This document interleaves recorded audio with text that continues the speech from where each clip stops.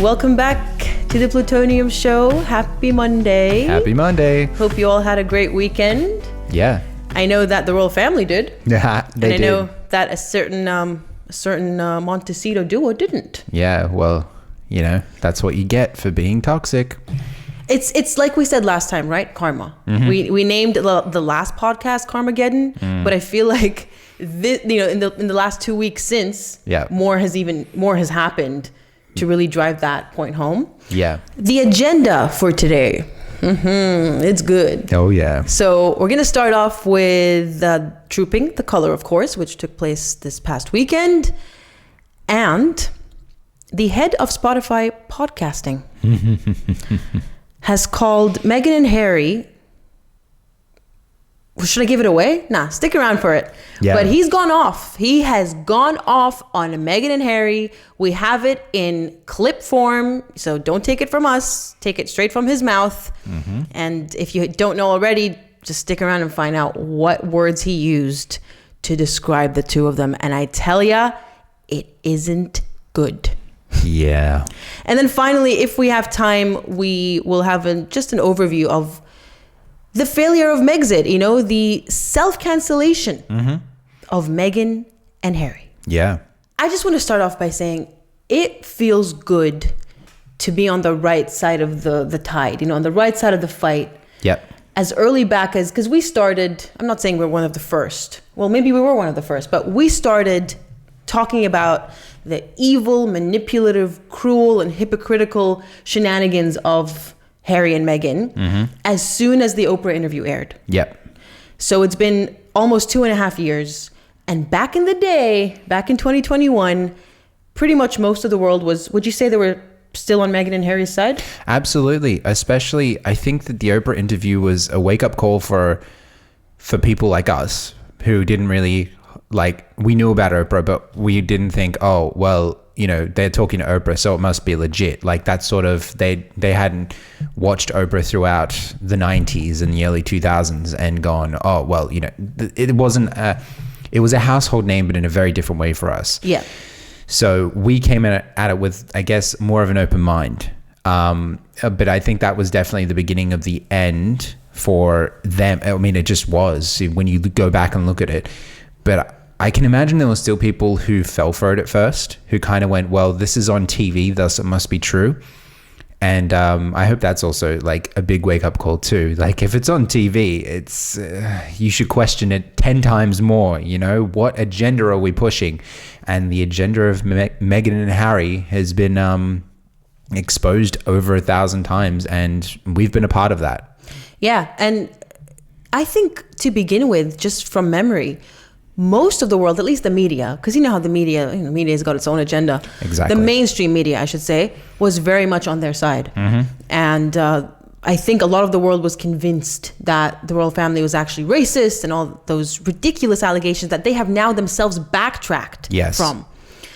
But it was also at the same time the moment where people like us and Tom Bauer, the author of the incredible book Revenge, had a wake-up call. Yeah. That was the aha moment for a lot of us, or as Meghan likes to say, the Tig moment. Where we, a light bulb went off and we went, something's really not right here. But fast forward to, 3 years since Megxit, and we have the King's first Trooping the Color. Yep. His first, birthday parade, and they were not invited. I cannot tell you how, I want to say pleased, but it sounds like, because obviously I have nothing personally against Meghan and Harry. It's about how they treat others in their lives, and that's what we talk about. But it felt satisfying to finally see the King step up in a way, because not giving them an invite, not inviting them is a big deal. Yeah. It's the first Trooping the Color for the King. And they weren't wanted. Yeah. Not even by their own family. Yeah, which, is such a statement in itself. This is what we were hoping King Charles would do, is just do something, do your 90 chess move, whatever it is, whatever your advisors are planning, through the don't complain, don't explain, yet still, say something through your actions. Something that Meghan and Harry don't seem to understand is that their actions speak a lot louder than their words, especially when their words are continuously proven wrong. We got married 3 days before. Yeah, whatever. So this is a big statement for him. And I think he's done the right thing. And, you know, as we're going to talk about later, there are other people who are kind of following suit. And would the karma continue, or, you know, would what has happened this week happened if King Charles hadn't invited them to the coronation and, you know, invited them to the Trooping the Colour? Would they had to be the first, you know? Yeah, it's like they set the standard. Yeah. You're right, because if they were invited well, they were invited to the coronation. Let me just correct you there. Yeah. But Meghan chose not to go. Yeah. And Harry went by himself and was barely there for, you know, he just popped in, got himself seen on the world stage with the cameras and popped right back out. I guess what I mean by not invited is, from what I remember, he was in the audience at the front row, not the front row. He was in the third row. Yeah. And he was not invited onto the balcony. Yeah, yeah. I think that's what you're going I think at. that's where I'm kind of remembering it, because that's a statement in itself. Yes. You know, you're correct. So had they been on that balcony during the coronation, had they been on the balcony during last year's Jubilee, had they been invited to the current Trooping the Colour and invited onto the balcony, that would have legitimized them once again in the eyes of the world. Exactly. And you're right. Maybe Spotify would have been like, oh, I don't know, maybe we should give them a second chance. Yeah, exactly. Because, oh no, King Charles, you know, it's King Charles. Regardless of anyone's opinion of King Charles, what the king does or what he doesn't do will have ramifications. And this is something that I think comes back to the don't complain, don't explain, right? If the royal palace responded to every single thing that ever came out, right, then all of those things, it's like the butterfly effect, you know, all of them are going to have this carry-on effect. It's like a drop in a pond that turns into a tsunami type thing. And that's why they're so careful with their words, which again is the complete opposite of Meghan and Harry, who are not careful with their words and will spit any words out of their mouth, true or not, and then we'll all just call them out on what they've said. I think with Meghan, actually, Harry spot on, but with Meghan, I remember reading from last year's The Cut magazine, which started my whole new style of videos, the blackmailer. Yeah. That was based off an article, an interview that she gave to The Cut magazine, which is like some kind of an offshoot or some kind of subsidiary of New York Times. And the interviewer, the author of that article, said that Meghan talks as though she has, you know, the show The Bachelor? Yeah. She said Meghan talks as though she has a Bachelor producer in her head directing her on what to say. So everything is artificial. Everything is thought out. Everything is agonized over. Yeah. So it's even worse in a way for Meghan, because even when everything is so calculated, it still backfires spectacularly in her face. Absolutely. Absolutely. I had a quick look at the trooping. I didn't watch the whole affair. I saw photos, and I tell you, no one does, and this is coming from someone, you know, from the military, no one does pomp and circumstance like the Brits. Yeah. No one. You guys, you take the cake, you're the winners, and I love it. I love tradition. I love history. And what do you like seeing all the ceremonials? Yeah. It's fascinating, isn't it? I mean, you know, just like the smallest detour, even when a US president is, you know, is it inaugurated? Inaugurated. Yeah, that's the word. It's interesting seeing these ceremonies we do. I mean, here we still have Anzac Day. And to see a time where we are all united as people, which is very rare considering that everything is always trying to divide us. So, you know, as Australians, we all get up early. Well, most of us get up early and go to Anzac memorials. Yes.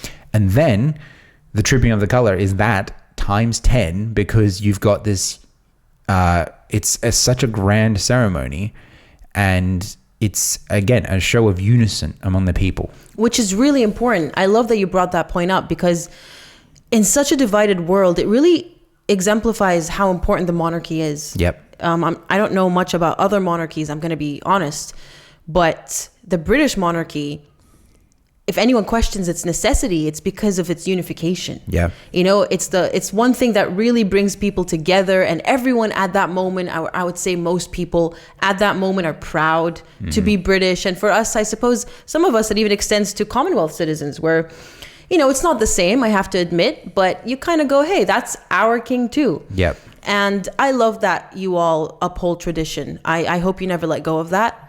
And it was the first time since 1986 that we saw a monarch on horseback during the parade. So King Charles was on horseback. The last, of course, since it was only 36 years ago. I say only, I didn't even exist then. But in the grand scheme of things, the Queen was the one on horseback. She was a very accomplished horsewoman, and King Charles is a very accomplished horseman.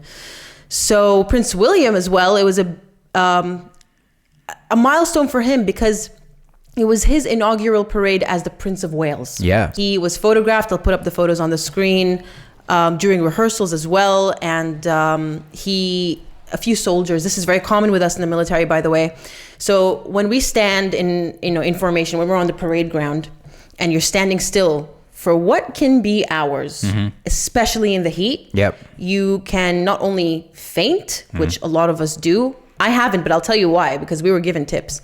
Some of us actually take off our hats and puke into them. Oh my gosh. Yes. And of course, we do not put the hats back on, in case you're wondering. Yeah.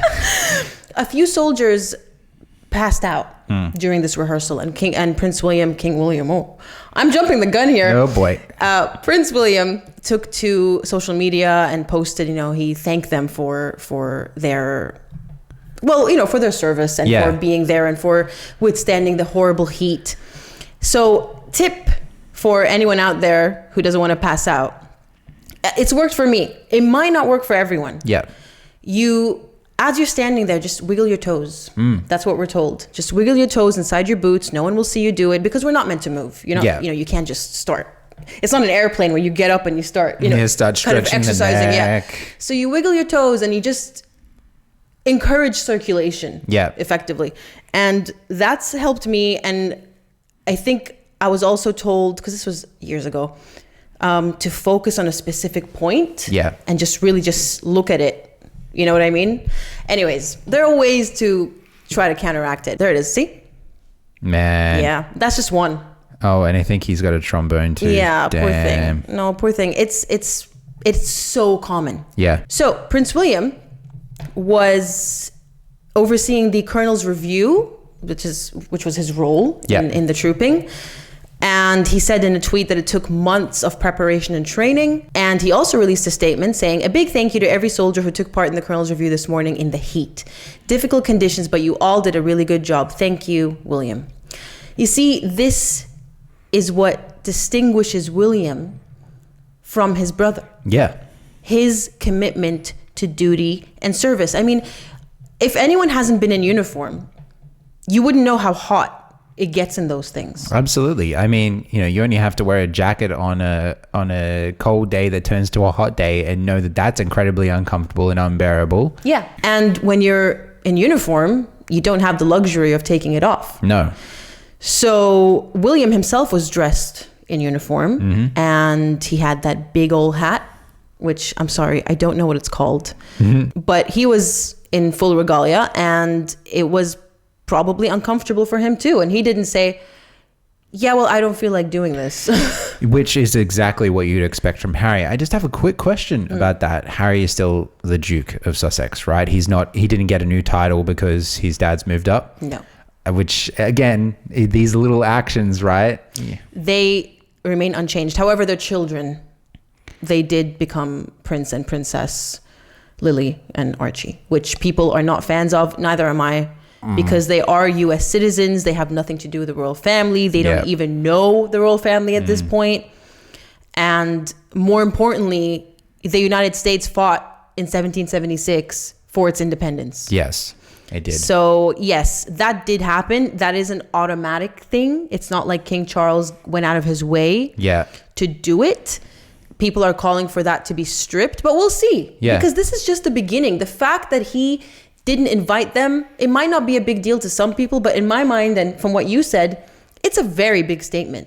Yep. Who knows what's going to follow? Exactly. And all these little things are going to add up. They're already adding up. That's 3 things that have happened, right? We've got not being invited to the balcony specifically, and the coronation, not being invited to the Tripping the Colours, and not having their titles updated. And he's been king for how long?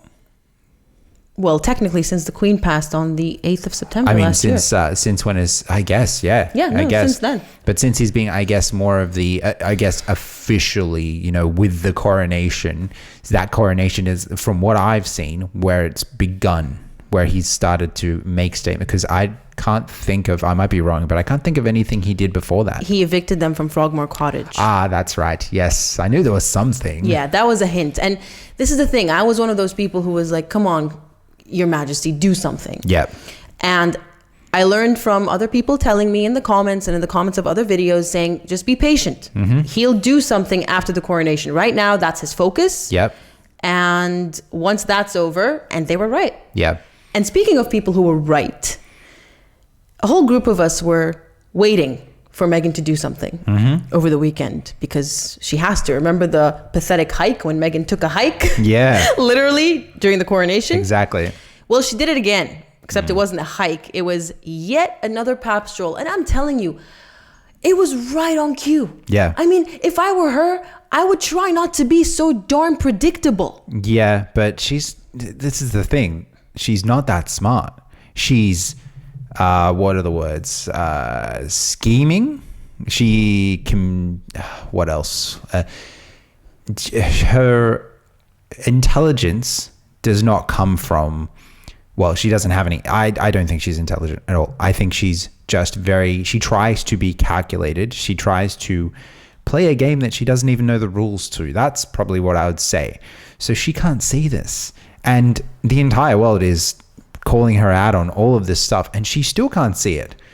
Like, it's right there. No, she is like, I am right, everyone else is wrong. This is what I'm going to do, and this is more evidence of that stubbornness of just, how can you be so thick-headed? But that's her. Yeah. That's what she's done. It's right on cue. It's painfully embarrassing at this point. So she's been papped by, I believe, by Backgrid. Yes, right there. The watermark is there.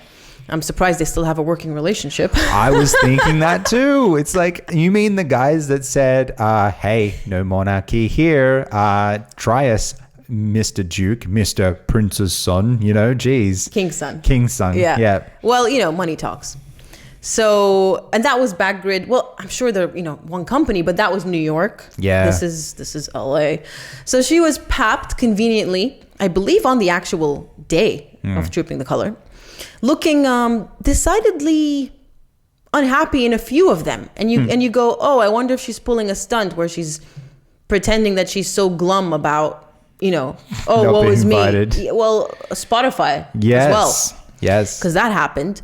But then later on, you catch that familiar smirk on her face. And you kind of go, no, she's okay. It's what she lives for. She lives to be papped. And if she's not being papped, she doesn't exist in her eyes, which is such a sad existence. The amount of time that any individual human being spends alone, you think that's a lot of time to think that you don't exist if you're not being seen. And it's such a poisonous mindset. Yeah. But we're seeing it live in 4K, this is so sad. To me, looking at it, again, I've said this before in other podcasts and in other videos, it's such a full circle moment for her, but in the worst way possible. Where she could have been on that balcony in the carriage being photographed with the rest of the royal family. It doesn't get much higher than that in the in human society. Yes, you are royalty. You are at the pinnacle. She somehow made it. She somehow got in there. That nobody. I'll never understand how she did it. I mean, is it as easy as the main story is, which is she met Harry in Soho House and that's it? I don't know. I mean, let me put it this way. Imagine it's, I guess, a military army type thing, right? Like in a war, and you always find a mole, right? Yeah. Harry was the mole to his own family. Harry was the weakling, the weak spot, the person who wasn't as patriotic as the others, the person who was just there for personal gain as opposed to fighting the good fight, and was happy to give the enemy intel. And so Meghan found the mole, or found someone willing to be a mole, turned them into a mole, and now that they've been exposed, it's like, what do you expect? Like, this is exactly what you get. And it's such a cautionary tale of hubris, you know, and it's incredible how fast it happened too. The climb and the fall. Yeah. But I guess, you know, what did they say? Nothing good comes easy. Yeah, exactly.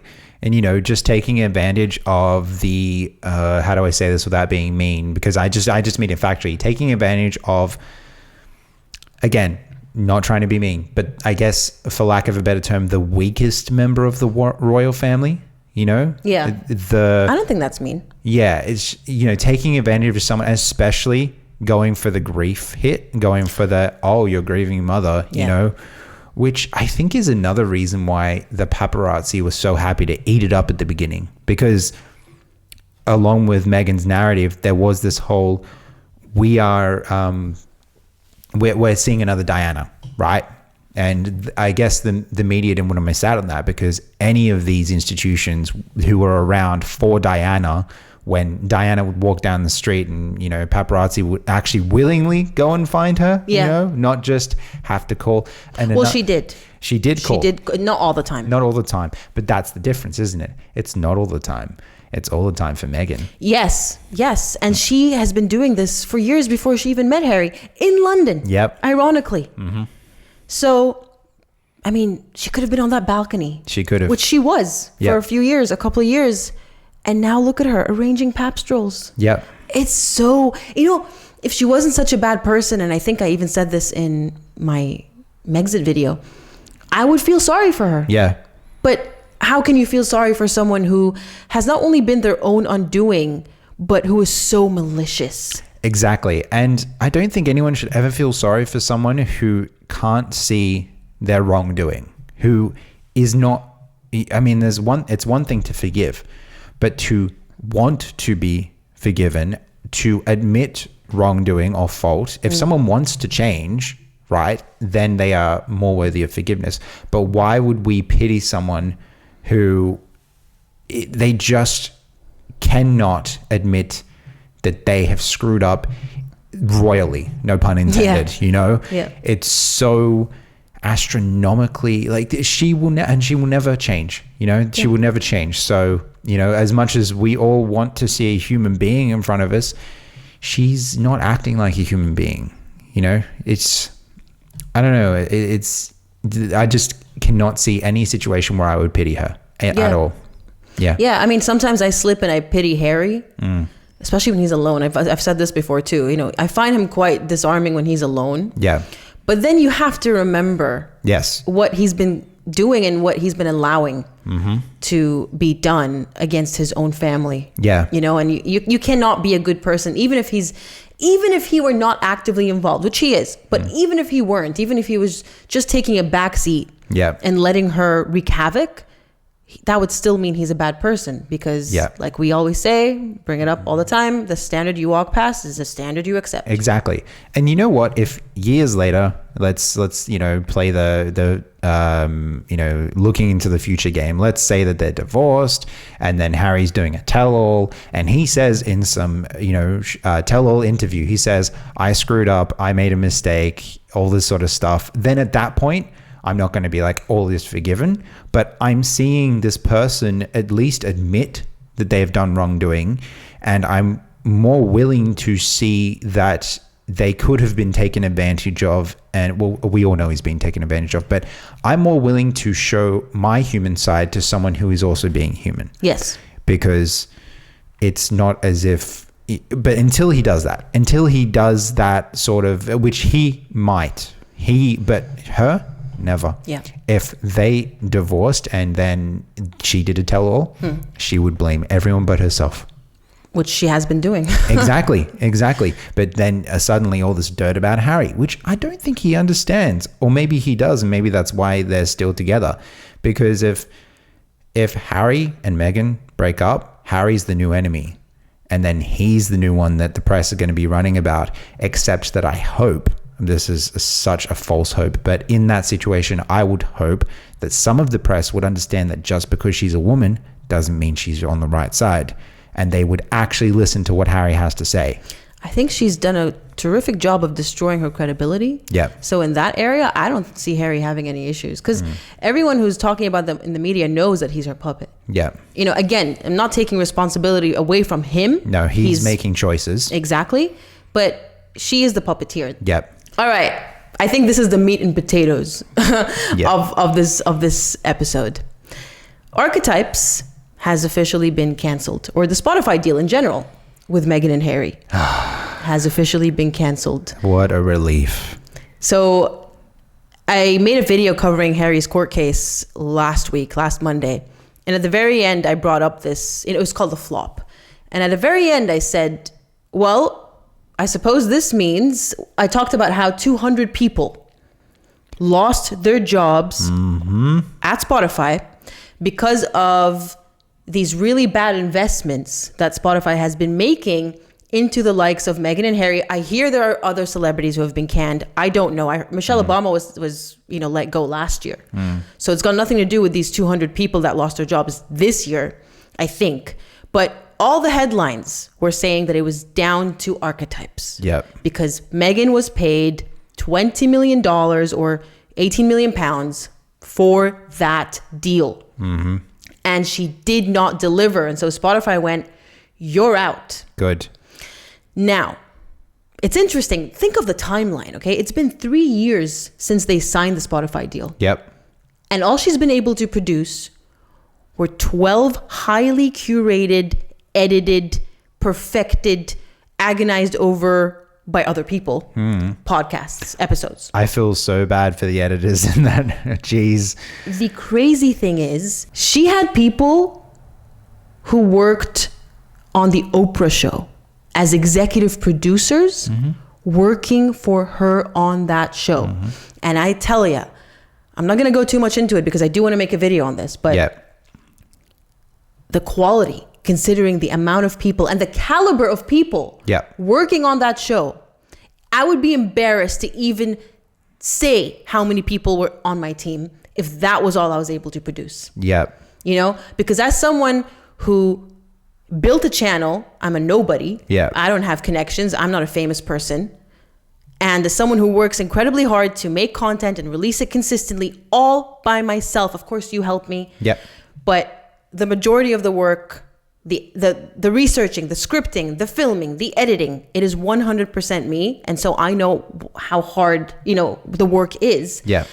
And I'm not saying I'm better than Meghan or better than anyone else. I'm just saying that I know what it takes to pull yourself out of the masses of content and try to stand out, but in a good way.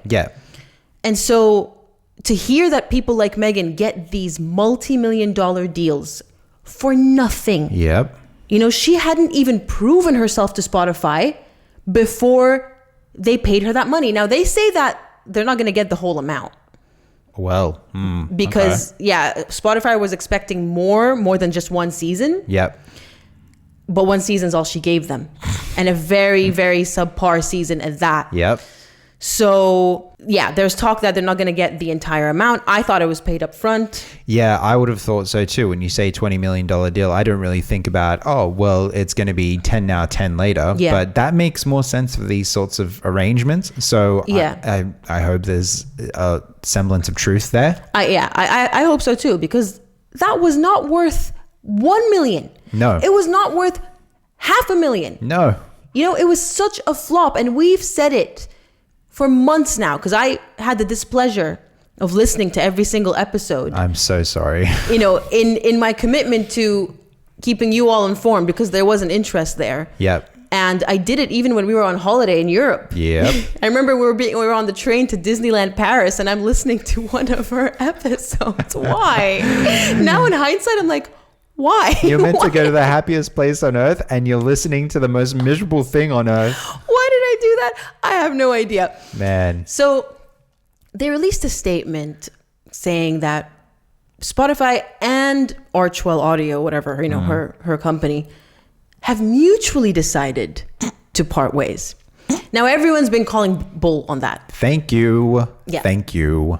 Because I'm sorry, after, everything we've been hearing now that Spotify have decided that her podcast has been underperforming. Mm-hmm. It's just not doing well. And they're cutting and canning anyone who is not getting enough listeners. But it won an award. Come on, that's the point. The award was a farce. So it doesn't matter. You win an award doesn't mean you're not going out of business, because the award was almost, I'm sure, I mean, the big theorizing, tinfoil hat, but maybe the award was a way to try and get more people listening.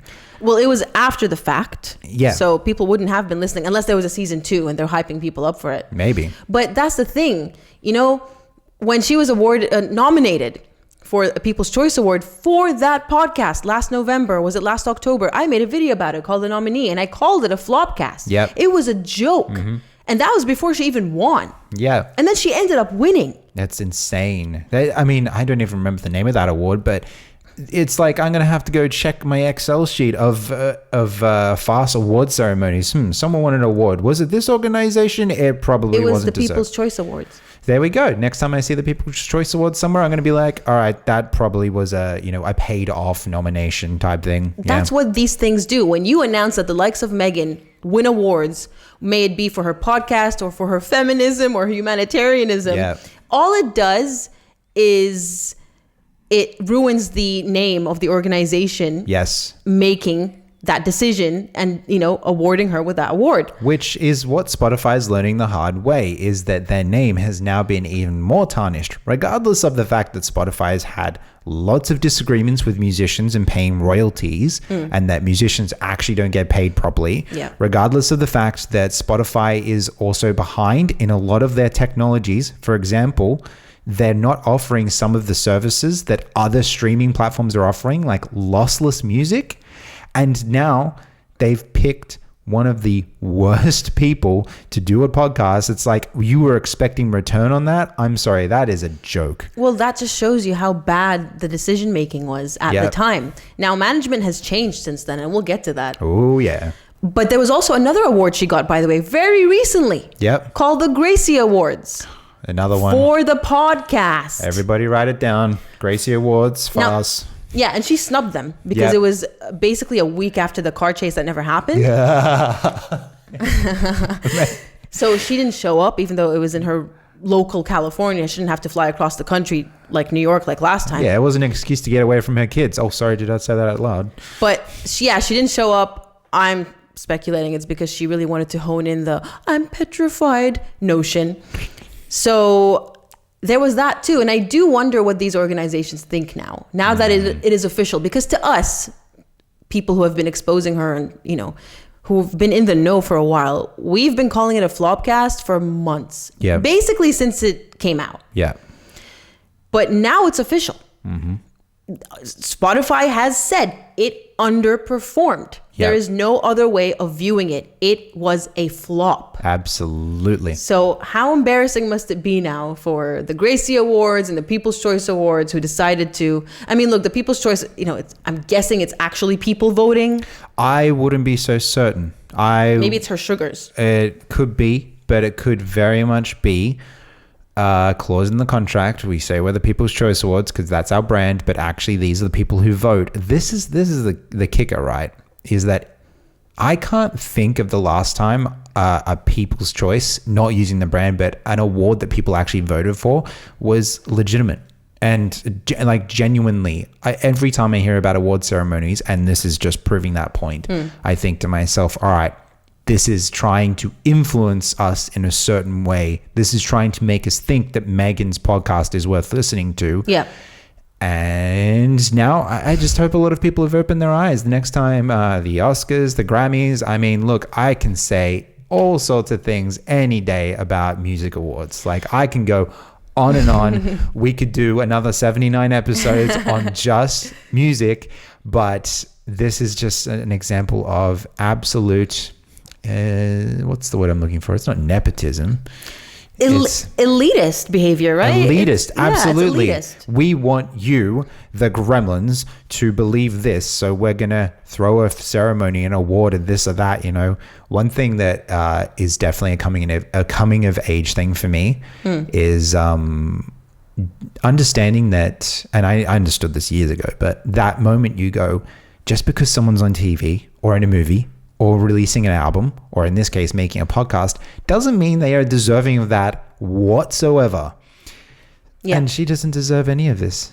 Well, I'll tell you, Bill Simmons, the head of podcast innovation and monetization at Spotify, would agree with you. So this is where I'm going to play us the clip. Let's do it. Because there's no point reading it out when you can just hear it straight from the man himself. Wish I had been involved in the Meghan and Harry leave Spotify negotiation. The Grifters. That's the podcast we should have launched with them. I got to get drunk one night and tell the story of the Zoom I had with Harry to try to help him with a podcast idea. Do it. It's one of my best stories. Wow. I mean, this is the thing, right? People behind the scenes, some people behind the scenes are smart enough to know who these people are, right?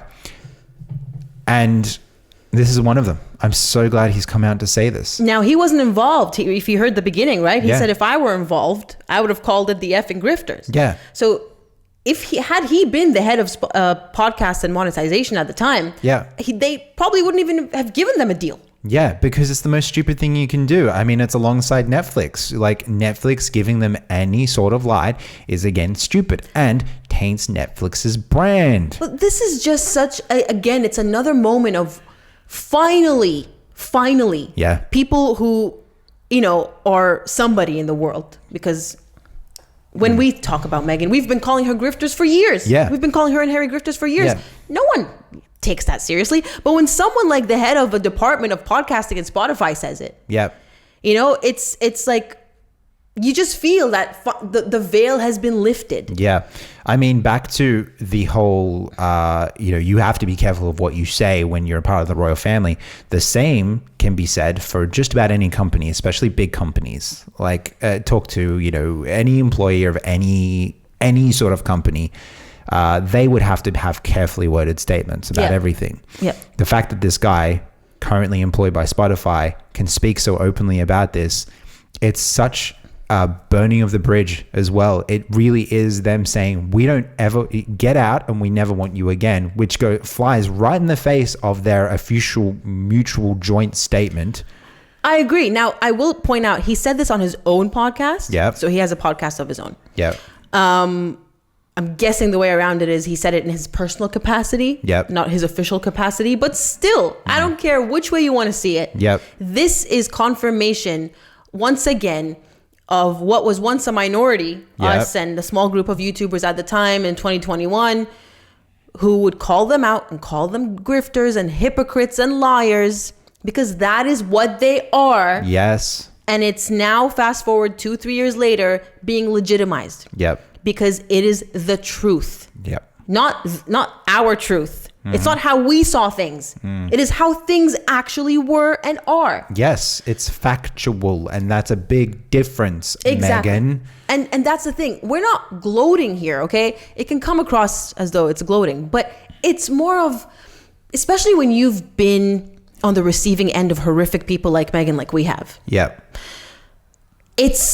I don't want to say it's personal, but you do feel kind of validated in a way. You kind of go, again, like I said, finally the world is seeing it. Yep. And it's not a matter of celebrating the fall of someone. Yep. But it's a matter of seeing evil getting what it deserves. Exactly. It's karma. It's justice. That's the word I was thinking of. Justice.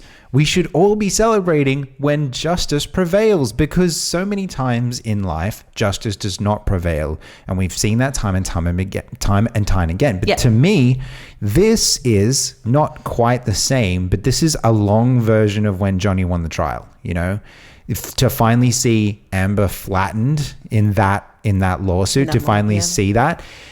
Except that was all the feelings at once, right? Yeah. Besides the fact that we're in the trial. But that's the thing. Up until the day that they announced who won that trial, we were still going, she might get away with it just because she's a woman, right? I'll never forget that moment. Yeah, neither will I. And so this is almost the same thing.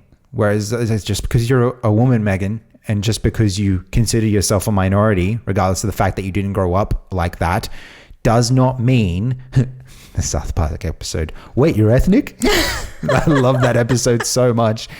But just because you try to take advantage of this does not mean that you're going to get away with it. And I hope that we keep seeing more and more like this, because there are lots of other things. It's going to take a lot more to not humble Meghan. She'll never be humbled. But to shut her down to the point where every company doesn't want to work with her. And that's what needs to happen, where she is a stain on any industry, whether it be Netflix, Spotify, any sort of award show. And everyone just distance themselves from it, because they're like, you're going to destroy our brand. And guess what? Meghan will cost you money. That's it. If they're not going to do it for morality, for what's right, for justice, Meghan is a money pit. She will take money from you and you will see no return in that investment. She's a bad investment. I mean, I don't know what to add to that. only to say there are rumors that Dior is considering making her the face of one of its many faces, which I don't know if it's true, because just last month or 2 months ago during the coronation, people are saying Harry was rumored to be the face of Dior and he was merching their suits and everything. Yeah. So I think these are just rumors swirling around. I think if anything, her new management at WME are trying to secure that for her. Yep. But if Dior, I mean, look, I'm not much of a fashionista. I'm interested. I'm a girl, but I'm not educated in that area. So a lot of people say Meghan just doesn't dress well, and when she does dress, she actually makes everything she wears looks horrible. Yep. Why would Dior want someone like that? You know, someone who's gonna not only have a horrible reputation and basically might lead to people boycotting Dior as a result. Who knows? I mean, Johnny has a Dior fragrance. I was trying to think of who, because I don't know the brand, but I know the advertisement. So like, I think I know where the shop is, and like local now. I'm like, I remember seeing Johnny there. Yeah, it is Dior. Yeah. And they have been amazing because they have stood by him. Yeah. When the whole world turned their back on him. Yeah. So this seems like a bit of it seems like a really misjudged sort of like, have they recently got new management? Well, no, we don't know if it's true. Yeah. That's the point. It's a rumor. And if Meghan's good, if you call it good, at doing anything, it's putting out rumors. Yeah. And, you know, there were rumors when she first met Harry. Oh my God, this is so embarrassing for her. There are rumors that she was slated to be the next Bond girl before she met Harry. Her PR team released that rumor. Now, the head of whatever production company makes Bond movies, actually came out and said, what the hell? We'd never heard of this woman before. Thank you. And that's the thing with Meghan. She never anticipates the consequences of her actions. Exactly, because she thinks that she can just say things and they will be willed into existence. She actually probably thinks she's some sort of godlike creature. Oh, I wouldn't put it past her. But I think she's been such a nobody for so long. Yeah. Where she thinks she can put out lies, which she has been in her bios and her story with the dishwashing liquid commercial, which wasn't even true according to her father. It's a whole group class project. Yep. And something else wasn't true entirely, but many fibs. But because she was a nobody, they couldn't fact check. Yep. All these organizations that she would beg and grovel to appear and, you know, give a speech or whatever, they couldn't fact check. And so she got away with it for so long. And this is what I always say about Meghan. She's so used to playing in the playground. Not in the adult world. Yeah. And everything she did in the playground, it kind of worked every now and then. Because she was with a bunch of kids. Exactly. She wasn't a big player. When she became a big player, when she was elevated prematurely to a big player, one of the biggest, I would say, on our planet,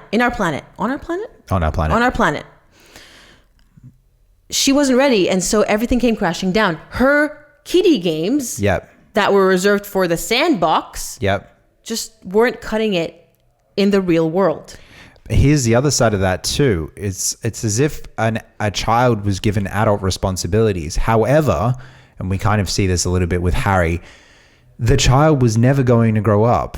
they wouldn't mentally, regardless of what they are physically, mentally, there were always going to be a child in their head for whatever reason. And that's how Meghan acts. She acts like she knows it all because she did know it all in the playground. And even then, she didn't. She acted confident in the playground. Oh, yeah. But then as soon as you give the child adult responsibilities, it all falls down. It's like, oh, now you have to pay bills. Who pays bills?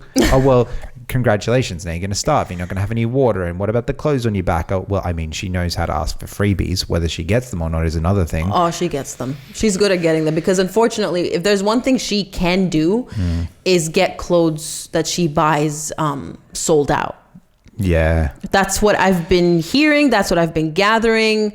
Unless it's also a false headline that's, a false rumor disseminating. I wouldn't be surprised because here's another thing too. Are people just looking at what Meghan's wearing, ignoring everything she does and then going and buying stuff? Yeah. Like, for example, these pap stroll, right? So usually what happens in these articles, as much as these articles call her out, like the Daily Mail, you will find, it's not happening here, I think, but you will find that they will literally list an affiliate link to go buy exactly what she's wearing. And because, she has a few thousand followers, I'll say that at least. How many pieces of this sweater that she's wearing are actually made? You would say maybe a couple of hundred. Yeah. So they will sell out. Because but like selling out a couple of hundred versus a real celebrity endorsement. That's what I mean. Yeah. That's what I mean. So I think the Dior thing is a rumor. Yeah. I don't think they would stoop that low. At least I hope they wouldn't, because this woman, as you said, is a liability. Yes. And I don't know. I don't even buy. The one Dior thing I buy is a lip gloss. And I'm not going to stop buying it if she's the face of Dior. I'm going to be honest with you. Yeah. Because it's the one lip gloss I use. But, who knows? It might be another, what's it called? Bud Light.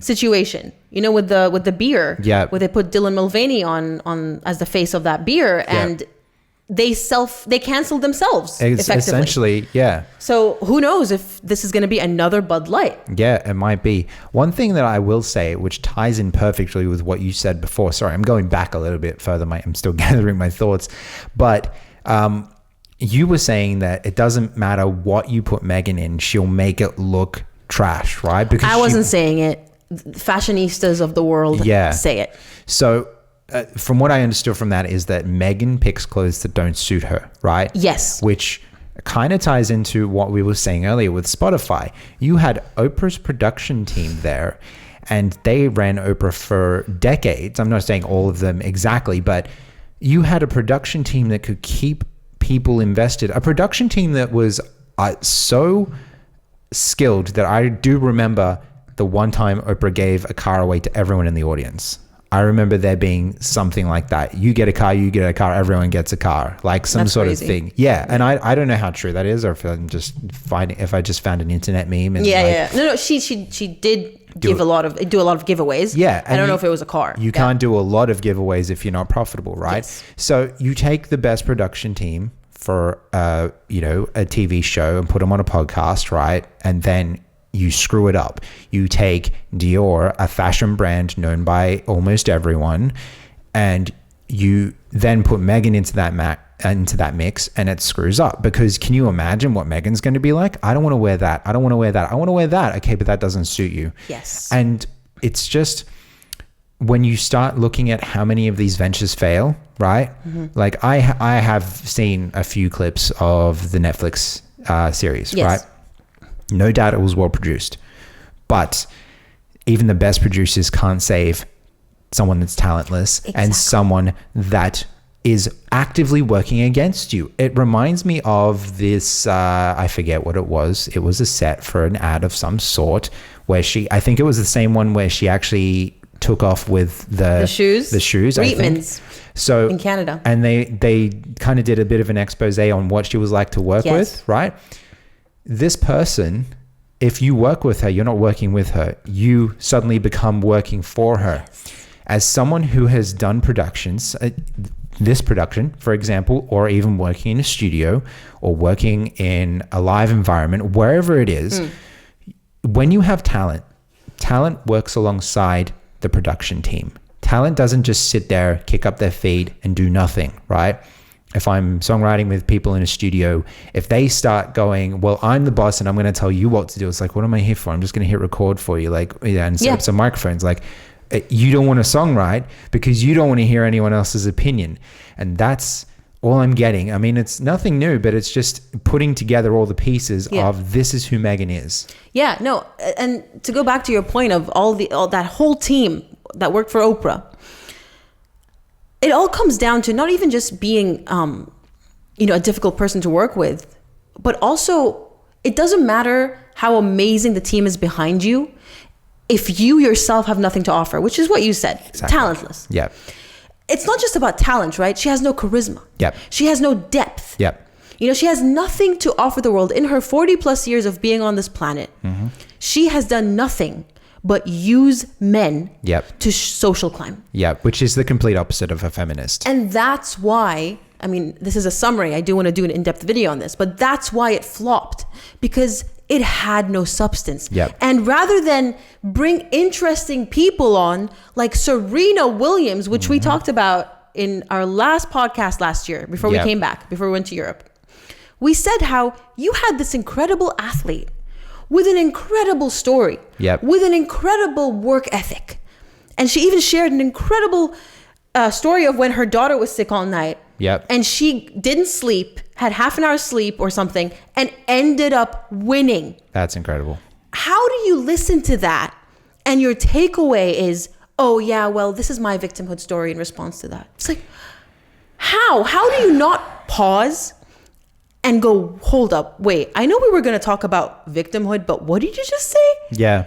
You won a tournament after not sleeping and nursing your sick child. Yeah. You would want to explore that amazing talent, dedication, I don't know what you want to call it, perseverance, resilience. How do you not dig into that? That was such a golden moment. It was, but she blew it, and she will blow everything. Here's the job of any production team, Dior, Spotify, whoever you are. The job of a production team is to not only work with talent, but also to help the talent achieve it. Again, I come back because it's what I know. I come back to the songwriting thing. Help a songwriter, someone who knows how to write songs, help them if they get a writer's block. I mean, I know this doesn't really happen with if someone's writing a book, but someone with a writer's block, you kind of help them along the way. You're trying to get the best out of them. When you have someone like Meghan who already has nothing to give, it doesn't matter. Like to let a producer work properly, you have to be willing to work with them. Yeah. You have to be willing to let them. It's like, man, I mean, there's so many examples, right? It's almost like a little bit of a psychology thing. It's like they're going to ask you the question you didn't think that you didn't think, oh, that question just opened up a whole bunch more answers. Yeah. Suddenly the writing starts flowing. Suddenly the conversation starts flowing. Right there. Even with Oprah's production team and such an amazing story coming from her guest on her podcast with her name, she had to blow it so royally. As if, can you imagine a producer just sitting there going, you did not? That's what I think. That's what I was going to say. I bet, especially the people who worked for Oprah, I bet they were sitting there. And don't forget, this was a very edited podcast. It wasn't like this or Joe Rogan. Yeah. That's the thing. A really talented podcaster like Joe Rogan will, and by the way, this has nothing to do if you don't like Joe Rogan and his I'm not a Joe Rogan fan. I don't know much about him. What I do know, talking about his production. Exactly. And his interview style. Yes. He is a great interviewer because he listens, and he really listens, because when they respond, it's a back and forth. Yep. It's not, okay, you answer that question, on to the next question. It's not an interview in that sense. It's not a press tour. Yes. I have actually seen a few Joe Rogan pieces, right? Not because I wanted to see Joe Rogan. This is way back. I remember watching even Robert Downey Jr., right? Iron Man. As one of them. And just seeing this whole other side that I never really watched a lot of interviews of Robert Downey Jr. I only know him from the Marvel movies, but seeing this it was so human. Yes.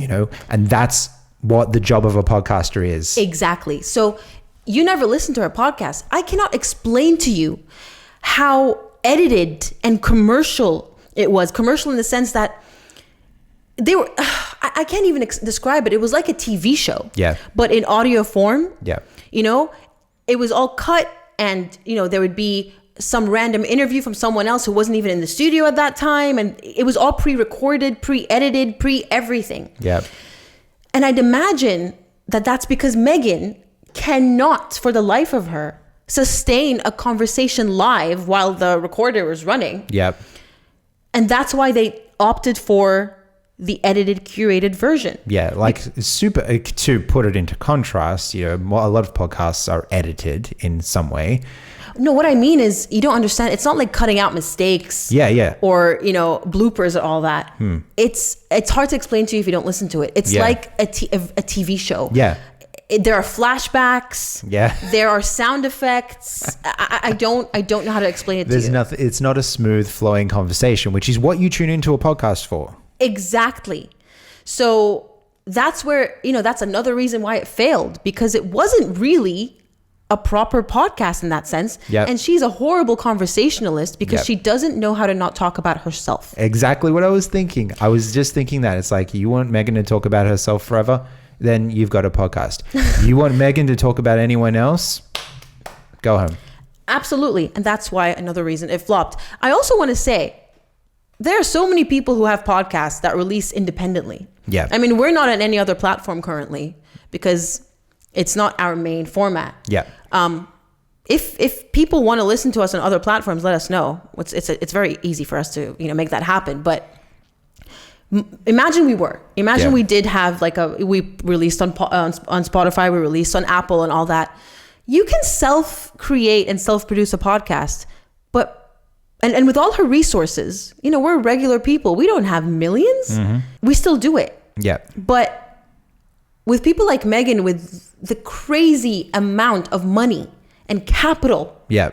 And she still doesn't try to self-create something. Yeah. You have all those resources. So why not do that? And the reason really ties back to why she was released from Spotify to begin with.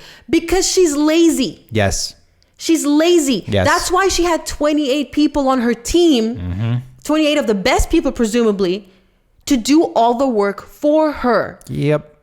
When you do a podcast, how are you meant to have a conversation with someone if you didn't do the research and if you weren't involved in the pre-production? Yeah. Imagine Joe Rogan showed up and goes, all right, who are we talking to today? Yeah. Oh, okay. And then he knows nothing about them. Yeah. He didn't research them. Yeah. He didn't get to know what they're about, because that's how he's able to delve into those conversations with them. He's thinking about the interesting questions. He's thinking not just, I don't like it when people do this, like, what do the people want to hear? But he's thinking about, all right, what's a question that these people haven't been asked before? Like every press tool is like, oh, who's your favorite Avenger? Exactly. And what was it like fitting into that cat suit? Exactly. Yeah. But he studies his subjects. He studies his guests, I should say, and it shows. Yeah. And that's something Meghan will never be able to do, because if she had to spend 1 millisecond considering someone other than herself, she will clock out. Yes. So, yeah, I think to begin with, it was doing well on the charts the first couple of episodes because of morbid curiosity. Yeah. I've always been saying this since the beginning. And it tanked slowly, week by week. Yep. It tanked. It literally was flopping down the charts. Yep. And headlines were being made about that fact. But still, the mainstream media would have you believe that it was an award-winning podcast. Suddenly someone's saying something that isn't the truth, and it's coming from the mainstream media. Oh, didn't see that coming. It's look at this. Trust no one. Yeah, no, especially the mainstream media. And I think, what we're seeing right now, just to close off, is Sussex fatigue. Yeah. I think everyone is so sick of the same old, tired story. Yeah. And by the way, if you're still here, first of all, thank you. But also, if you haven't seen my 2 videos, one is called The Downfall. That's part 2. I should have started with part 1. Yeah. I don't remember what I called part 1. The foreshadowing. Yes. Those 2 videos, which I will remember to link hopefully in the description box, are basically my summary of the downfall of Meghan and Harry. Yeah. From the moment they met and the whirlwind romance and the love affair with the press up until the very end. Yep. So, but that's essentially what we're seeing here, right? When you have only one weapon in your arsenal and it's a really poor weapon, it sucks. It's built out of, cards. It's a weapon of cards, Yeah. a house of cards, a sand castle. It's not going to withstand time, the test of time. And that's what Meghan and Harry, that's what their downfall has been. Yep. What's their one arsenal? Their one weapon that they've been using the past 3 years. Meghan's one weapon is who she's married to. Well, I mean, what has been their ammo right now? What have they been doing? They've been attacking the royal family. Exactly. And now that's been taken away from them, according to the press statement. Well, they've willingly decided. I think what's happened, they've preemptively released that statement saying we have nothing more to say, knowing that they were going to be dropped by Spotify. Yep. And now everyone's wondering what's going on with Netflix. Yep. Because they were supposed to release a documentary called The Heart of Invictus. Mm-hmm. There's no promo for that. There's no hint of that. So people are wondering, has Netflix dropped them too? And to me, is that why they released that statement saying, we're not going to talk about the royal family anymore? That is very, very, what's the word I'm looking for? That's a very Sherlock way to think of it. And Do you see what I'm saying? I think you're spot on. And the thing is where I mean, look, I don't want to get too hopeful. I would love it if Netflix actually showed a little bit of dignity, just a little bit, because they've been lacking that for a long time, and did the right thing and dropped her, because you don't need more misinformation in the world. But I mean, I can also see how she fits in with Netflix really well. I mean, look at all the original Netflix shows. I think Queen Cleopatra was one of the lowest rated shows ever. Haven't seen a single episode of it. But what I do know of Netflix is that if it's a Netflix original, 9 times out of 10, it's going to be horrible. Unless it's Grace and Frankie. Grace and Frankie is so good. But that was in Netflix's heyday, right? It was. It was 2015, I think. It was. So yeah, that was when Netflix still, had some semblance of dignity and substance to it. But I mean, look, podcasts aren't even scripted. Yeah. Which I know this is random, but I'm still thinking about how different to a podcast her show was. A lot of people say in the comments, I prefer your solo videos because you're a lot more, you land your punches cleanly. I'm like, of course, I script my solo videos. Yeah. I've started scripting them since December, by the way. I never scripted them before, and I don't know how I survived.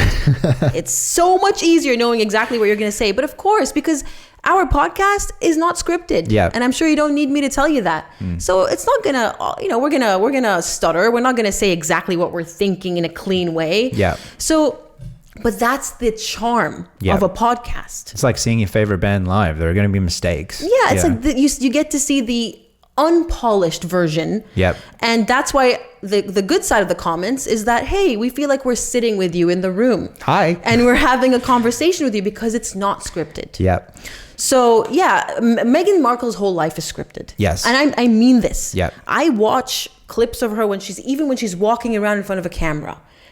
Every move, every expression on her face, unless apart from when the mask slips every once in a while, that's all scripted. Yep. And I can't imagine how exhausting it must be, not to just be her, but to live with her. And how terrifying must it be to live that life? And what's more exhausting, or what's a worse thought than having to wear a mask all the time, is kind of getting some inclination of, if there's no mask, knowing who you are on the inside behind the mask. Like, I think that once someone that deranged is that deep into their performance of life, they're terrified of who they would be if they didn't put a mask on. Like, not because necessarily she's terrified of not liking herself, because of course, to be herself, she has to accept part of that, right? But what the world would think of her, which we are seeing it. This is the thing. Yeah. She thinks she's putting on a mask and we're all falling for it because, she should know, because we're all saying that she isn't. And I don't read the media. Yeah. Again, bull.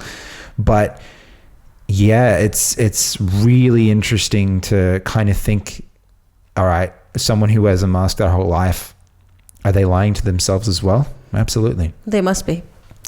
But yeah, this is, I was hoping we'd have a little bit more time to talk about the I think we did though, now looking at my little dot points here, just how Meghan and Harry ended themselves, basically. It's all down to their lies, their hypocrisy, and the used up, tired tale. Yeah, Sussex fatigue. Yeah. That's what's happening. Although I will say, so long as it's karma, so long as it's, I think what most people are sick of is her getting away with everything. And I think so long as we're hearing about how she's not getting away with things, I think that's the breath of fresh air that Meghan's tale needs. She wants to stay relevant. She needs to, start taking essentially the karma. She needs to start accepting the responsibilities, whether it's forced upon her, like with Spotify going bye-bye, or her press saying no more royal family, because it's never going to come from her. But that's, I think if she is looking at it from the how do I stay in the headlines, then she needs to be humbled. Well, I think she's going to restart her TIG blog. I think I've said this before, which people keep saying, oh, it was very successful. Maybe it was, but it wasn't successful enough to be global. I'll say that. It's so successful that I'd never heard of it until after the Oprah interview. Well, you're not the target audience, but I never heard of it. Yeah. It was running in 2014. No, I'd never heard of it ever. But that's not to say it wasn't successful in its own little niche. Yeah. Because technically, maybe I wasn't the target audience either because especially when I was younger, I really, really had no interest in fashion. Yeah. Like really. I mean, now that I'm older, I'm starting to experiment and all that. But yeah, it wasn't Goop, which is also, the target of, it's the butt end of jokes. Well, to prove your point that it wasn't the target audience, I've also never heard of that. Goop, Gwyneth Paltrow. Yeah, all right. She has her lifestyle website. That's who I thought of when you said that word. Because unfortunately, yeah. So, I think it's pretty much it for today. Yeah, I think we smashed it. Yeah, it's great. Good set of topics. Yep. Hope you all enjoyed. Yeah, we enjoyed it. Yeah, always do. And I guess we'll just see you in the next one. See you in the next one then. Thanks for joining us. Take care and bye-bye. See ya.